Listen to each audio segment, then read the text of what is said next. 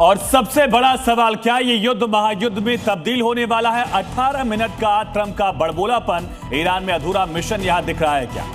और शुरुआत बड़ी खबर के साथ कर रहे हैं। संबोधन के साथ अमेरिकी राष्ट्रपति डोनाल्ड ट्रंप ने ऐलान कर दिया है 3 से 4 हफ्तों में हमले और तेज होंगे, उन्हें पाषाण युग में भेज देंगे, हमारी बातचीत भी जारी है, डोनाल्ड ट्रंप की तरफ से कहा गया। तो ट्रंप ने कहा कि ईरान में कई बार रिजीम बदल चुके हैं, हालांकि हमारा ये ऑब्जेक्टिव नहीं था, ये हमारा मिशन नहीं था, लेकिन ये हो चुका है।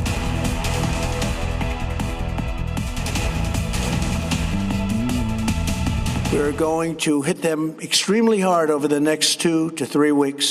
We're going to bring them back to the Stone Ages where they belong. In the meantime, discussions are ongoing. Regime change was not our goal. We never said regime change, but regime change has occurred because of all of their original leaders' death. They're all dead. We're going to hit them extremely hard over the next 2 to 3 weeks. We're going to bring them back to the Stone Ages where they belong. In the meantime, discussions are ongoing. Regime change was not our goal. We never said regime change, but regime change has occurred because of all of their original leaders' death. They're all dead.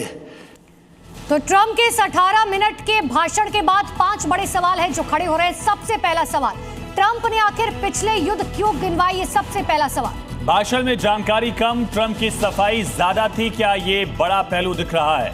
तीसरा सवाल ये है कि क्या जंग को लंबा खींचने की तैयारी में है डोनाल्ड ट्रंप, क्योंकि 3 से 4 हफ्ते का जिक्र किया। और क्या ईरान के पलटवार से अब डोनाल्ड ट्रंप पर लगातार दबाव बढ़ता जा रहा है? और 5वां और आखिरी सवाल, क्या बड़ा हमला करने की तैयारी में है डोनाल्ड ट्रंप? अब तक युद्ध की बात कही जा रही थी, क्या अब महायुद्ध होने वाला है? 18 मिनट का ट्रंप का ये भाषण, जिसके बाद ये 5 बड़े सवाल खड़े हुए, जिसमें डोनाल्ड ट्रंप कहीं ना कहीं दबाव में दिखाई दिए ईरान की तरफ से।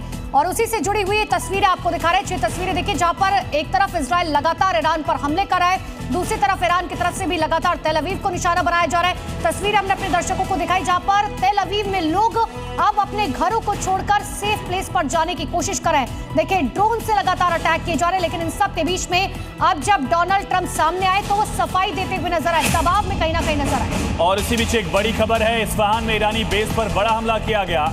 इस्फहान में इजराइल की तरफ से मिसाइल बेस पर बड़ा अटैक किया गया है। IRGC के मिसाइल बेस पर इजराइल की तरफ से स्ट्राइक की गई, तबाही का दावा किया गया। तस्वीरें आप देख रहे हैं, किस तरह से यहाँ धुएं का गुबार दिख रहा है। तो ये तस्वीरें आपको इस्फहान की दिखा रहे हैं, जहां पर ईरानी बेस पर जोरदार अटैक किया गया। इजराइल ने मिसाइल बेस पर यह हमला किया है, IRGC के मिसाइल बेस पर जोरदार हमला किया गया। और इसके बाद देखिए धुएं का गुबार, इस्फहान की तस्वीरें, ईरानी बेस पर हमला। तो ये 2 तस्वीरें आप देखकर समझ सकते हैं कि तबाही कितनी दिखी है। इस्फहान में बमबारी के बाद पूरा बेस तबाह हो गया है, बारूदी गुबार नजर आ रहा है। कई लगातार यहाँ धमाके देखे गए हैं, सुने गए हैं। इजराइल लगातार स्ट्राइक कर, अब तक अमेरिका और इजराइल मिलकर 20,000 से ज्यादा स्ट्राइक्स कर चुके हैं ईरान में। तो इस्फहान में ये बमबारी की गई है, देखिए।